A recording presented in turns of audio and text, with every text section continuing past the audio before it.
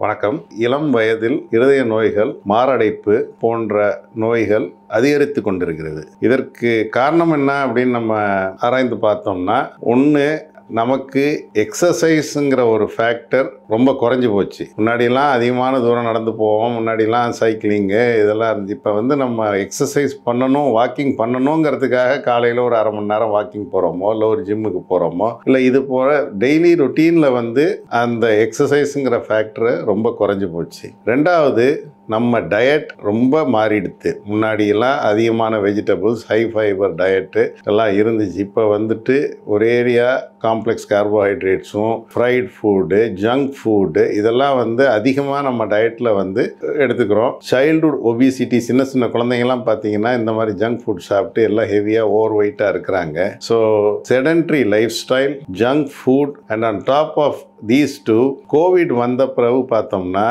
நிறைய incidents of sudden heart attack and இது in younger population நம்மளால் பார்க்க முடியுது. கோவிட் இந்த பிளட் கிளாட்டிங் மெக்கானிசமை கொஞ்சம் ஆக்சலரேட் பண்ணி விடுது.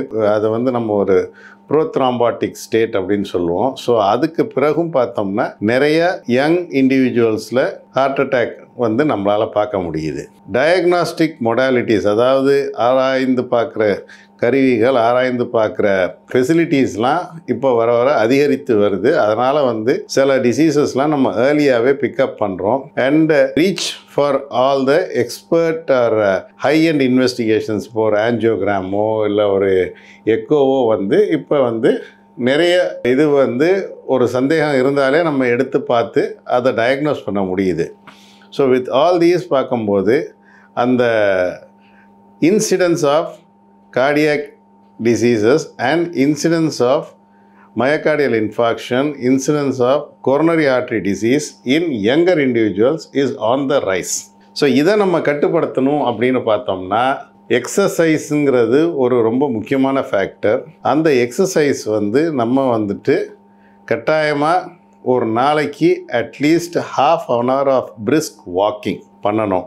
அடுத்தது, நம்மளோட டயட்டில் நம்ம நிறைய காய்கறிகள், நிறைய ஹை ஃபைபர் டயட் எடுத்துக்கணும்.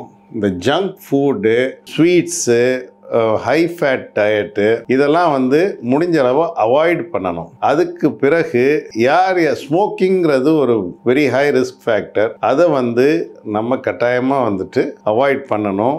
யாருக்கு ஸ்மோக்கிங்கை குவிட் பண்ணுறதுக்கு கஷ்டமாக இருக்கோ அதுக்கான சப்போர்ட் டீம்ஸ் அவங்க நாடினாங்கன்னா ஸ்மோக்கிங் குவிட் பண்ணுறதுக்கு அந்த ஹெல்ப் நல்லா கிடைக்கும். ஸோ இதெல்லாம் சில பேருக்கு family history of cardiac diseases, family history of coronary artery disease இருக்குது அப்படின்னா அவங்க கட்டாயமாகவே ஒரு ஏர்லி ஏஜ்லேயே இந்த இன்வெஸ்டிகேஷன்ஸ்க்கு அவங்க பண்ணிவிட்டு அட் த சேம் டைம் பீரியாடிக்காக every 1 year or every 2 years அவங்களோட இன்வெஸ்டிகேஷன்ஸ், அவங்களோட பிளட்டில் உள்ள கொலஸ்ட்ரால் லெவல்ஸ், அவங்களோட இசிஜி, எக்கோ, தேவைப்பட்ட த்ரெட்மில், தேவைப்பட்டால் கொரோனரி ஆஞ்சியோகிராம் இதெல்லாம் பண்ணி பார்த்துக்கிட்டு இருந்தாங்கன்னா லாங்கிவிட்டி, லைஃப் ஸ்பேன் கூடுறதுக்கு சான்சஸ் அதிகமாக இருக்குது. ஸோ ரிஸ்க் ஃபேக்டர்ஸை அவாய்ட் பண்ணுவோம்.